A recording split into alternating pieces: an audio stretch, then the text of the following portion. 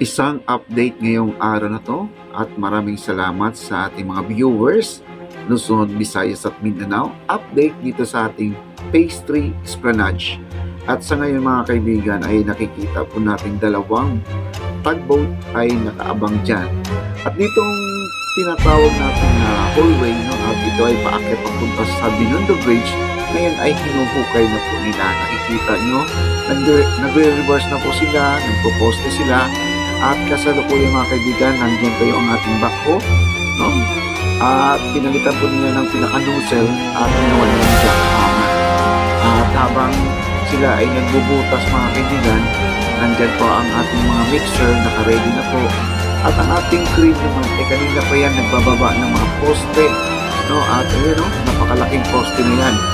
At sa ating likuran, nakikita po natin ang napakagandang sunset po mga kaibigan. Ito po ay Binondo Bridge, Intramuros Bridge. Ito ay papuntang Divisoria. At i-update ko pa kayo sa mga nakikita po natin dito. Ang ating ilog ay napakalinis pa rin.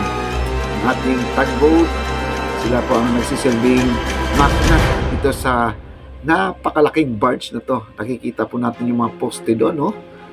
Nasa 47 na poste po yan. Ang haba ay nasa 50 meters. Kaya meron po tayo nakikita dito ay habang sila ay nagbabaon ng poste mga kaibigan, nandyan po ang crane at naabutan po natin ay sila ay nagbabaon ng mga poste dito sa ilog.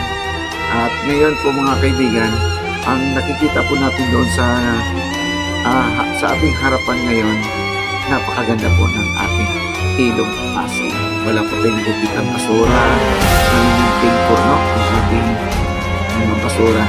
Kaya po, at kanina nabanggit po natin yung nagjajakhammer po dyan. Sila po ay kasalukuyan nagbubutas at tinatanggal na kasi ito ay solid talaga semento po yun. Walkway po yan. Yan po, meron po tayong isang vlogger, viewers kanina, nagtatanong kung linear dyan ay umpisahan na bang nabubutas ba? Pero ito yung walkway mga kaibigan na binubutas na po talaga nila yan dahil maglalagay po sila ng mga poste. Ayan po, no? At galing talaga ng ating mga heavy equipment. Talagang mapapabilis lang po ang mga proyekto ng ating gobyerno basta tayo ay may mga gamit na kagaya nito. Ayan po ang ating operator na si Kuya. At napakasimple na po ang sabi nga niya kanina. Oo nga, magandang maging operator pero maghapon ka nakaupo, sakit din sa buwewang. Ayan, okay. At tingnan po natin doon sa may unahan, habang sila ay nag-jackhammer po dito sa papuntang Binondo Bridge. Sa ngayon mga kaibigan, kasalukuyan ay itong pinakadulo niya ay hinarangan po nila ng yero, no? May harang po ng yero yan. Ayan na si Kuya, wala pong takot na tumutulay doon sa pinaka-balkon mga kaibigan.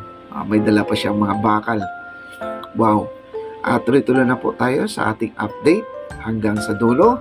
Huwag kayong bibitaw kasi makikita nyo naman ang resulta ng paggawa ng ating esplanade mga kaibigan. Talagang hindi po sila tumitigil. Araw-araw po natin i-update itong esplanade na to. Kasi nakikitaan ko na yung ating pinakaumpisa nito, itong phase 2 na to ay nasa 500 meters na po ang kanilang ibuhos. No? May flooring na po yung iba. At sa ngayon ay sila ay nagre-reverse, naglalagay ng mga bakal, yung nagtatali at nagpuporma. Ayan, at tara po, panoorin lang po natin hanggang sa dulo. Maraming salamat po. Huwag niyo kakalimutan mag-subscribe at bell all po tayo para po tayo ay updated sa lahat ng mga video ni Papa D Channel. Maraming salamat po sa inyong lahat.